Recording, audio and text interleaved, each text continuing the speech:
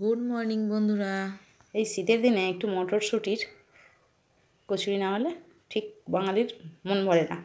তাই আজকে বানিয়ে ফেললাম সকালে টিফিন হিসাবে গরম গরম কড়াইশুঁটির কচুরি, তার সঙ্গে আলু কষা।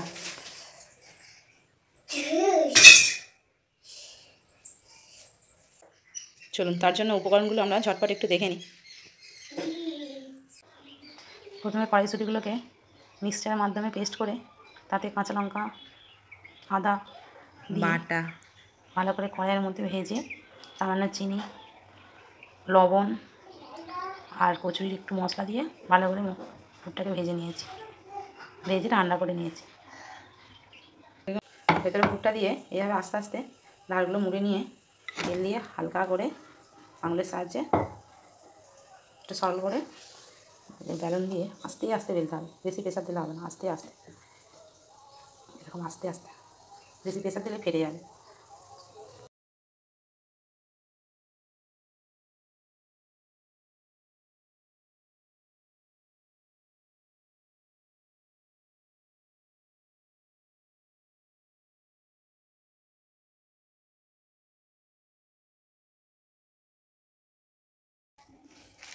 এরকম পুরটা দিয়ে আস্তে আস্তে বেলে নিয়ে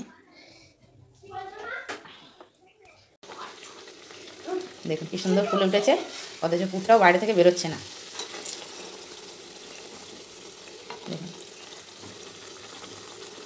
এখন একটু লালচে লালচে ভাজা হয়ে গেলে ছাঁকনির সাহায্যে তুলে নেবো। ছাঁকনিটা শোনাবো।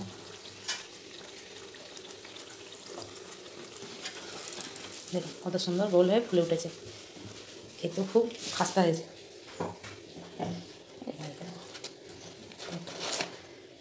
পুরো ফুটবলের মতো ফুলে উঠেছে, অথচ পুরো বেরোচ্ছে না। এভাবে বাকিগুলো করে নেবো।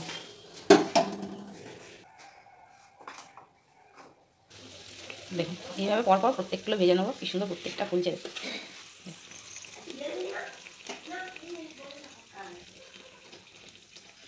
একটু লাল করে ভাজবেন, খুব সাদা সাদা করে ভাজলে হবে না, তাহলে খেতে বেশি মুচমুচে হবে।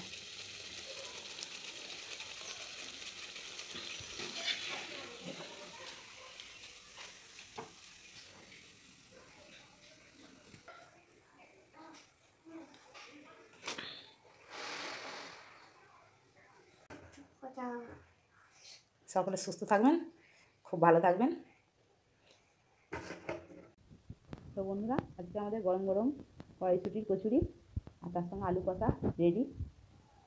তো এই রেসিপিটা কেমন লাগলো আপনাদের অবশ্যই লাইক কমেন্ট করে আমাকে জানাবেন।